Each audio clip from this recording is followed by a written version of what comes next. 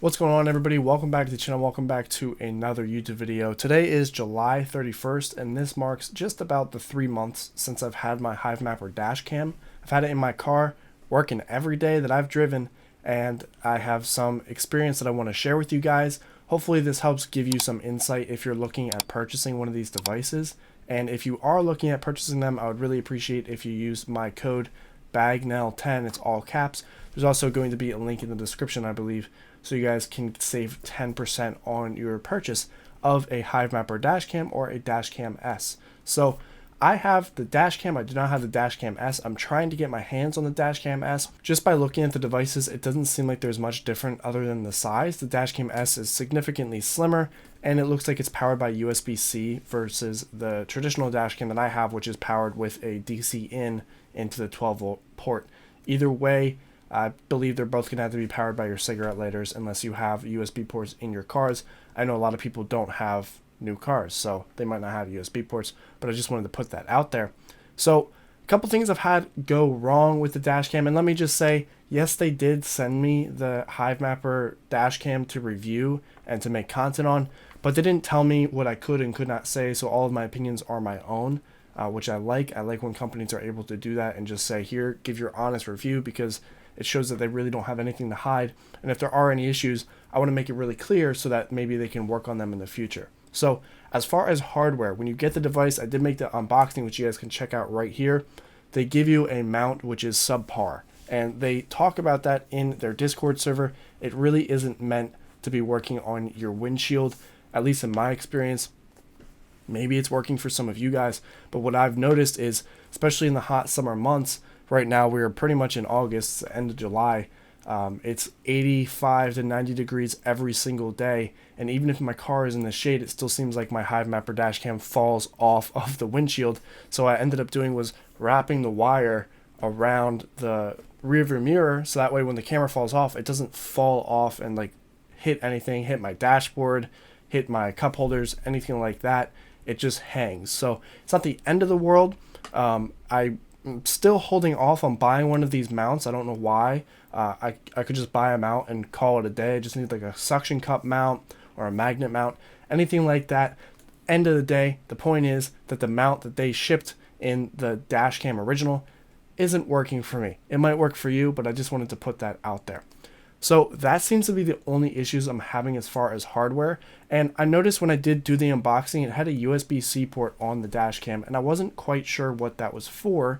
But now looking at some pictures in the Discord server, it seems like it's actually a power out. So you could actually plug a fan into that if you wanted to by powering it by USB-C. There's a lot of different options. I'm sure there's going to be more capabilities with that USB-C port in the future, but I'll show you some pictures of that.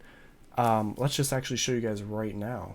So I'll have these videos in the description, but check this out. Temperature very stable. You can clearly see they plugged into the USB-C, and it looks like they kind of made their own makeshift fan.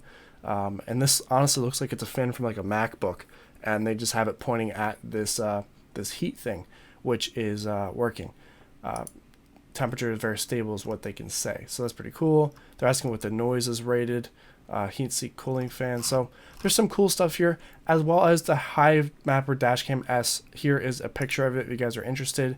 Check it out. It looks pretty cool. They have some hexagons here, which is nice. Comes with a power adapter, power cord, USB drive, and a mount. So I don't have this device. Like I said, I'm trying to get my hands on it, but as far as the software, it looks pretty much the same. So next I want to talk about the device that I'm using, because I think that has something to do with some of the issues I'm having software-wise. I'm using an iPhone 14 Pro, not the Pro Max, on iOS 17, the public release beta. So I don't know if that's having anything to do with some of the issues that I'm having. I don't know if I were to have stayed on the stable version of the public release of iOS 16, I think it's like 16.4.1 or something like that.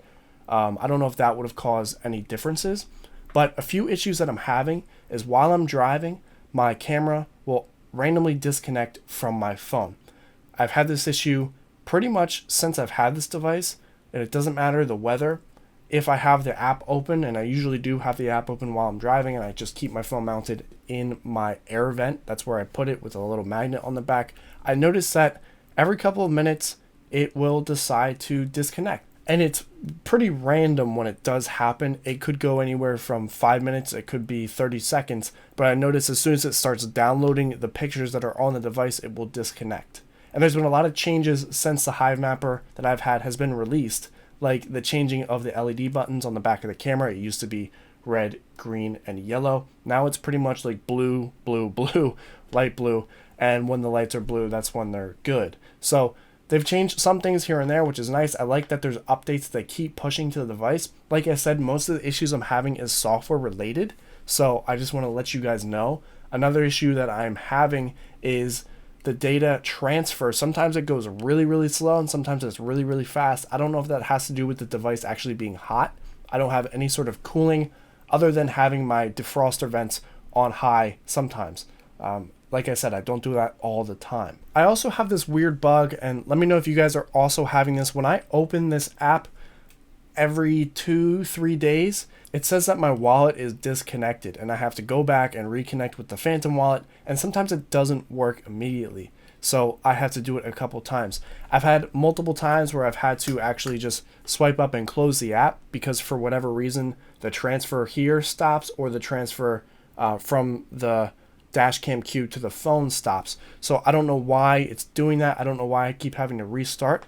One more final issue that I had is I had about 20,000, I guess it would be 20,000 pictures taken, and they were going to be uploaded, and it was on my phone getting ready to be uploaded to Hivemapper, and I noticed that about 10,000 of the photos uploaded and it didn't show up on the uploaded today section.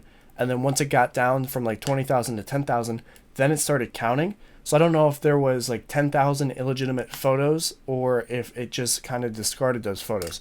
But that's pretty much all of the issues I've had. There's been a lot of good things. Even though there has been bugs, I've had no issues with the payments. The payments are consistent, and it's all determined on how much I drive. I've been traveling a lot, and I have not been using my car. I've mostly been traveling by train. But when I have been driving, I mean, I've been tallying up those points, which is awesome. So I just want to let you guys know about that. Now I want to show you guys the rewards really quickly on my Solana account. So this is all public knowledge. If you guys want to check out my account at any time, you can. I'm trying to be as transparent as possible. But you can see I have 13,505 honey, and I have some other random scam stuff. This is pretty cool. Someone actually sent me a NFT of my original hotspot on Helium, so that was cool. As far as Solana transfers, there's not much going on. Token accounts, here we go. So you can see, I think this was a scam. This was a scam 6 days ago. Honeybox Honey. People are trying to pose as the honey token, giving you an airdrop or whatever. Just make sure you burn that if you get that into your account. But I get 636 honey this week. The past couple days, like there's been times where I've made over 2,500 honey, and that's just from driving. Like I just had to go places.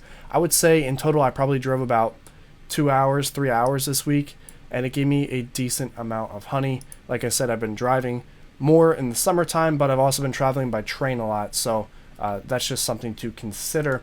As well as I'm going to be going on a trip in August, so I'm going to bring my dash cam, and it's about I think it's like a 3.5 hour drive one way, so I'm going to get about 7 hours of data hopefully, and that will be really cool to see how many pictures that actually generates on the Hivemapper dashcam. But I think that's all I got as far as an update for the Hivemapper dashcam.